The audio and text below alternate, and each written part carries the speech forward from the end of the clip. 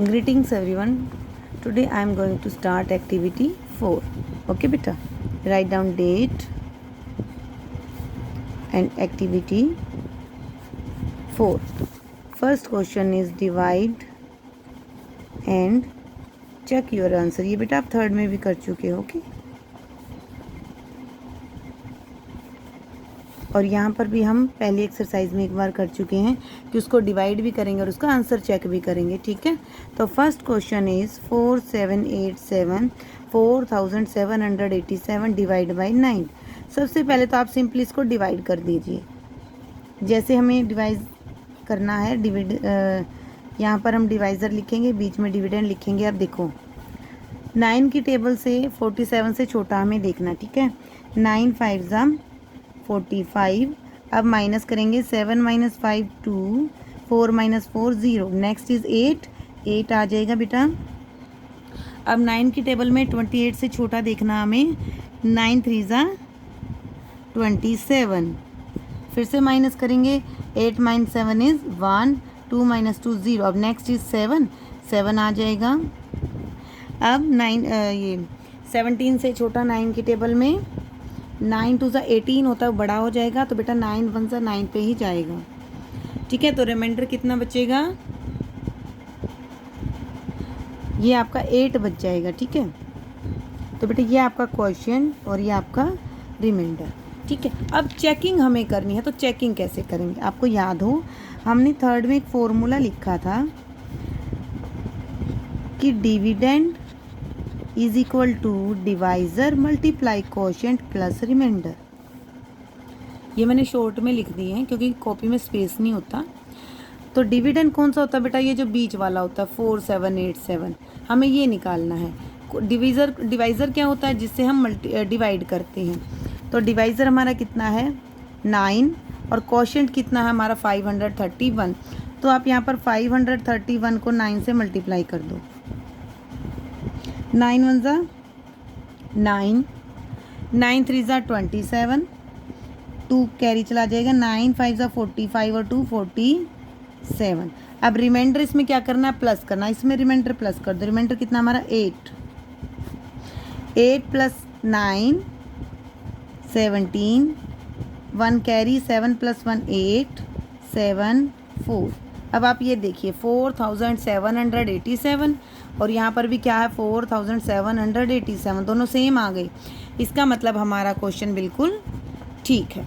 अगर ये दोनों सेम नहीं आते इसका मतलब होता बेटा कि हमारी कहीं ना कहीं मिस्टेक हुई है और हमें वो ठीक करनी पड़ेगी. क्लियर? तो इस तरीके से पहले आप क्वेश्चन को डिवाइड करेंगे और उसके बाद आप इस तरह से उसको चेक भी करेंगे. क्लियर? अभी हम एक क्वेश्चन और कर लेते हैं. कोई भी क्वेश्चन कर लीजिए.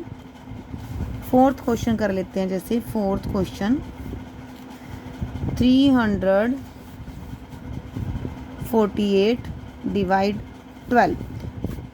टेबल सबको लर्न होनी चाहिए बेटा. टेबल्स अगर लर्न नहीं हुई तो मुश्किल हो जाती है. ठीक है, अब देखो बेटा 34 से छोटा 12 की टेबल में 12 1 ज़ा 12, 12 2 ज़ा 24, 12 3 ज़ा 36. 36 तो ज़्यादा हो गया तो 2 पे चला जाएगा. 24, 4 माइनस 4 0, 3 माइनस 2 1. ऊपर से हमारा 8 आ गया. 108. अब 12 9 ज़ा 108. पूरा कैंसिल हो गया बेटा. तो ये हमारा क्वोशिएंट, ये हमारा रिमाइंडर. अब हम यहाँ चेकिंग करते हैं. चेकिंग का पहले फॉर्मूला लिखेंगे. Dividend is equal to divisor multiply quotient plus remainder. अब कोशेंट है हमारा 29, डिवाइज़र है हमारा 12. 12 9 ज़ा 108, 10 कैरी, 12 2 ज़ा 24 प्लस 10 34. रिमाइंडर हमारा कितना है? 0. तो हमारा कितना आ जाएगा? 348. अब ये देखो 348 दोनों सेम आ गए तो इसका मतलब हमारा आंसर बिल्कुल ठीक है. क्लियर बेटा? इसी तरीके से आपने ये सभी क्वेश्चन करने हैं.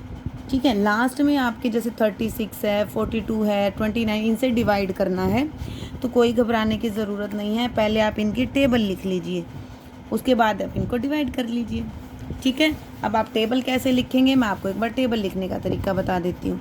जैसे आपको 21 की टेबल लिखनी है और आपने टेबल तो 20 तक कर रखी हैं, तो आपको 21 की टेबल तो नहीं आती, तो आप इस तरीके से लिख लेना 21 1 ज़ा 21, 21 2 ज़ा 21 3 ज़ा 21 4 ज़ा 21 5 ज़ा, इस तरीके से 21 6 21 7 21 8 21 9 21 10 आप इस तरीके से लिख लीजिए।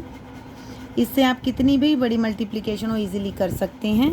आप देखो इसको हम 2 से मल्टीप्लाई कर देंगे। 2 1 ज़ा 2, 2 2 ज़ा 4, 3 1 ज़ा 3, 3 2 ज़ा 6, 4 1 ज़ा 4, 4 2 ज़ा 8, 5 1 ज़ा 5, 5 2 ज़ा 10, 6 1 ज़ा 6, 6 2 ज़ा 12, 7 1 ज़ा 7, 7 2 ज़ा 14, 8 1 ज़ा 8, 8 2 ज़ा 16, 9 1 ज़ा 9, 9 2 ज़ा 18 और 210।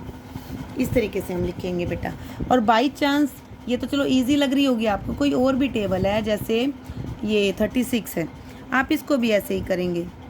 कोई भी टेबल हो आप ऐसे ही कर लें, आपको इजी पड़ेगा। इस तरीके से आप मल्टीप्लाई करते चले जाएंगे। अगर आपको डायरेक्ट मल्टीप्लाई नहीं करनी आ रही तो आप ऐसे कर लेना। 36 1 ज़ा पे तो सभी का 36 ही आएगा, 2 पे है तो इसको आप 2 से मल्टीप्लाई कर लो।